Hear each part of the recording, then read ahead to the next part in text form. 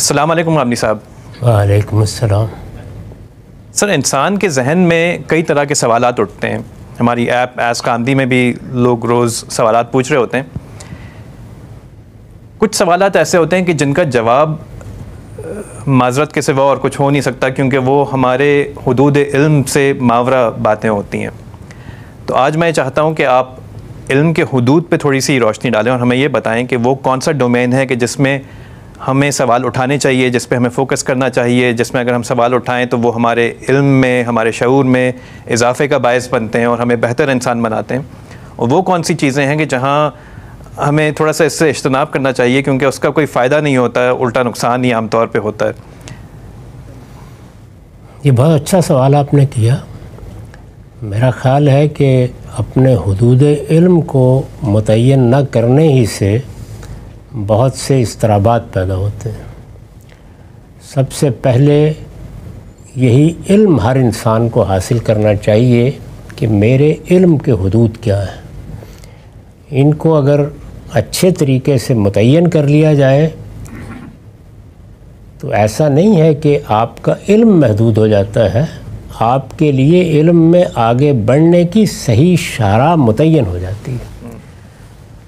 اور دنیا کی تاریخ بتاتی ہے کہ انسان نے جب یہ رویہ اختیار کیا ہے تو اس کو اس سے نفع حاصل ہوا ہے، یعنی وہی چیز حاصل ہوئی ہے جسے حدیث میں بیان کیا گیا ہے کہ اللہ تعالیٰ سے علم نافع کی دعا کرنی چاہیے۔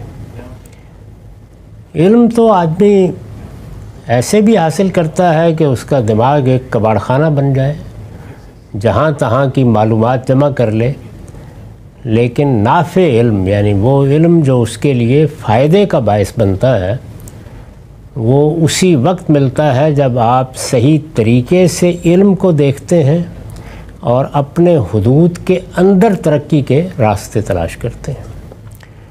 تو اس میں جو سب سے پہلی چیز ہے وہ انسان کا اپنا تجزیہ ہے، یعنی ہمارے پاس علم کے کیا ذرائع ہیں۔ جی، لامحدود ذرائع تو ہم لے کے نہیں آئے۔ پہلے ہی مرحلے پر ہمیں یہ معلوم ہو جاتا ہے کہ ہمیں جو حواس دیے گئے ہیں وہی ہیں جن سے ہم اپنے ظاہر و باطن سے اپنا تعلق پیدا کر سکتے ہیں۔ تو ان میں اگر آپ دیکھیے تو ایک تو ہمارے ظاہری حواس ہیں۔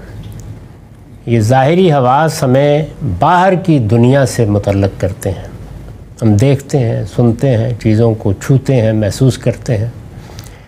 اسی طرح سے ہمارے باطنی حواس ہیں۔ باطنی حواس میں ہمارے باطن کی شخصیت ہمارے مشاہدے میں آتی ہے، یعنی وہ حادثہ اخلاقی ہے جو ہمیں بتاتا ہے کہ ہمارے اندر خوب و ناخوب کا ایک شعور ہے۔ اسی طرح ہماری حس جمالیات ہے جو کسی ایک چیز کو بھی یہ فتویٰ لگائے بغیر نگاہ سے گزرنے نہیں دیتی کہ یہ خوبصورت ہے یا بدصورت ہے، یعنی وہ اتنی حساس ہے کہ ہر چیز کے بارے میں چشم زدن میں یہ فیصلہ کرتی چلی جاتی ہے۔ اس کے سامنے سے آپ خیالات کو گزار دیجئے، تصورات کو گزار دیجئے، افراد کو گزار دیجئے، جانوروں کو گزار دیجئے، پودوں کو، پتوں کو، پھولوں کو گزار دیجئے، وہ یہ فیصلہ سناتی چلی جاتی ہے۔ یہاں تک کہ جس وقت بچہ بھی ذرا شعور کی عمر کو پہنچتا ہے تو ہم دیکھتے ہیں کہ یہ دونوں چیزیں پوری طرح کام کرنا شروع کر دیتی ہیں۔ پھر یہ کہ یہ سب کچھ جو کچھ باہر اور اندر سے آ رہا ہے یہ بے معنی ہو جاتا ہے اگر ہمارے پاس حس ادراک نہ ہو۔ یہ حس ادراک وہی چیز ہے جس کو ہم عقل سے تعبیر کرتے ہیں۔ یہ بھی ایک حس ہے کہ جو معلومات آتی ہیں وہ ان معلومات کو قبول بھی کرتی ہے، ان کا تجزیہ بھی کرتی ہے، انہیں معنی خیز بھی بناتی ہے اور ان کے باہمی ربط کے نتیجے میں آگے نتائج نکالنا شروع کر دیتی ہے۔ یہ حس ادراک یا ہماری عقل ہے جو علم کا بہت بڑا دروازہ کھولتی ہے، جو بظاہر ہمارے حواس کی گرفت میں نہیں آیا ہوتا۔ یعنی جو کچھ حواس کی گرفت میں آتا ہے اس کے آگے کی دنیاؤں کے بارے میں ہمارا ہاتھ پکڑ کر رہنمائی کرتی ہے۔ اس کو استنباطی علم کہا جاتا ہے، یعنی وہ علم جو ہمیں انفرنس سے حاصل ہوتا ہے، جس میں ہم جو چیزیں مشاہدہ کرتے ہیں ان کے لوازم کی حیثیت سے بعض چیزوں کو جان لیتے ہیں۔ تو اگر یہ تمام پہلو انسان کی نگاہ میں ہوں اور ان کو وہ صحیح طریقے سے استعمال کرے تو اس کی تگ و دو کا ہدف کیا ہونا چاہیے؟ یعنی یہ چیزیں تو معلوم ہے کہ اس کے پاس ہیں، حواس ہیں جو باہر کی دنیا سے متعلق کرتے ہیں، حواس ہیں جو اس کے باطن سے اس کو متعلق کرتے ہیں، اور حصے ادراک ہے یا عقل ہے جو چیزوں کو نہ صرف یہ کہ پہچانتی سمجھتی ان کی معرفت حاصل کرتی ہے بلکہ آگے استنباط کر کے محسوس سے نامحسوس کی طرف بھی بڑھنے کا حوصلہ رکھتی ہے۔ جی، تو یہ ذرائع تو موجود ہیں، لیکن ان تمام ذرائع کو جب انسان استعمال کرتا ہے تو دنیا کی دوسری مخلوقات کے برخلاف، یعنی وہ مخلوقات جو ہمارے مشاہدے میں آتی ہیں، جی، برخلاف یہی اس کی عقل یا یہی اس کی حصے ادراک اس کے اندر یہ قوت بھی پیدا کر دیتی ہے کہ وہ ایجادات کرنے لگ جاتا ہے اور اس طرح سے اپنی اس قوت کو بڑھا لیتا ہے۔ یعنی اس وقت آپ اگر دیکھیں تو سائنسی تحقیقات نے ہمارے سامنے جو نئی دنیا پیدا کر دی ہے وہ انسان کی اسی صلاحیت سے پیدا ہوئی ہے۔ تو اس سے واضح ہوا کہ ہماری تمام تر توجہات کا مرکز یہی چیزیں رہنی چاہیے، یعنی ہم اپنے حواس کی قوت کو بڑھانے کے طریقے سوچیں، جس حد تک بھی بڑھا سکتے ہیں۔ آلات کی مدد سے ہم نے یہی کامیابی حاصل کی ہے، یعنی ہم ان دنیاؤں کو دیکھنے کے قابل ہو رہے ہیں جن کے بارے میں سوچ بھی نہیں سکتے تھے کہ ہماری آنکھیں وہاں تک رسائی حاصل کر سکتی ہیں۔ تو یہ اسی عقل کی وجہ سے ہوا ہے کہ وہ چیزوں کے اندر اتر کر ان کے بارے میں ایک لوازم کے طریقے پر رائے قائم کر لیتی ہے، یعنی محسوس سے نامحسوس کا ایک تخیل قائم کر لیتی ہے، اور پھر یہ آسان ہو جاتا ہے کہ ہم اپنی قوت بڑھا کر اس نامحسوس تک پہنچ جائیں۔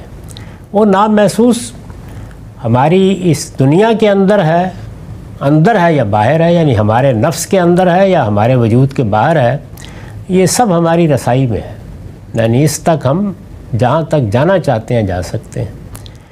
لیکن اس سے ماورا جانے کی اگر سوچیں گے تو پھر ہم اپنے تخیلات کے گھوڑے دوڑائیں گے۔ وہ ایک خطرناک دنیا ہے، اس سے حظ اٹھایا جا سکتا ہے، اس کی بنیاد پر آپ ناول افسانہ لکھ سکتے ہیں، لیکن وہ حقائق سے دور لے جانے کا باعث بنتا ہے۔ چنانچہ افلاطون کا عالم مثال ہو یا نو افلاطونی فلسفے کے تنزلات ہوں، یہی بتاتے ہیں کہ انسان نے یہ راہ اختیار کر کے کچھ نہیں پایا، لیکن جیسے ہی وہ یہ دنیا جو میں نے آپ کو بتائی ہے ظاہر کی اور باطن کی، اس کو استعمال کرتا اور اس کی قوت بڑھانے کے بارے میں آگے بڑھتا ہے تو نئی چیزیں اس کے سامنے نکلنا شروع ہو جاتی ہیں۔ در حقیقت یہی وہ سبق تھا جو دیکارت نے دیا تھا کہ ہم ان دونوں دنیاؤں کو، ایک جو ہمارے حواس سے ماورا ہے اور ایک جو اس کے اندر ہے، الگ الگ کر کے رکھیں تو ہماری تگ و دو برابر ہوگی، اور یہ پیشین گوئی حرف بحرف پوری ہوئی، یعنی وہ برابر ہو گئی ہے۔ چنانچہ ہمارے علم کا یہی دائرہ ہونا چاہیے، یعنی وہ چیزیں جو اس سے ماورا ہیں ان کے بارے میں اللہ تعالیٰ نے اپنے پیغمبروں کے ذریعے سے رہنمائی کر دی ہے، اس رہنمائی کو علم و عقل کی روشنی میں جانچ لیں، پرکھ لیں، لیکن وہی رہنمائی ہے جو پچھلی 5000 سال کی علم کی تاریخ بتاتی ہے کہ انسان کے لیے صحیح رہنمائی ہے۔ باقی اس دنیا کو آپ کے لیے کھول دیا گیا ہے، آپ اس کے حقائق دریافت کریں، اس میں اندر اتریں، اس کے ذرے کا دل چیریں، جہاں تک جانا چاہتے ہیں جائیں، اس میں آسمان کی وسعتیں منتظر ہیں، لیکن ما بعد طبیعت کی دنیا میں اللہ کے پیغمبروں کا دامن پکڑ کر کھڑے رہیں۔ تو یہ حد ہے، اگر اس کا صحیح التزام کر لیا جائے تو انسان بڑا نافع علم حاصل کر سکتا ہے۔ بہت شکریہ سر، آپ نے بڑی اچھی طریقے سے اس بات کو ایکسپلین کیا۔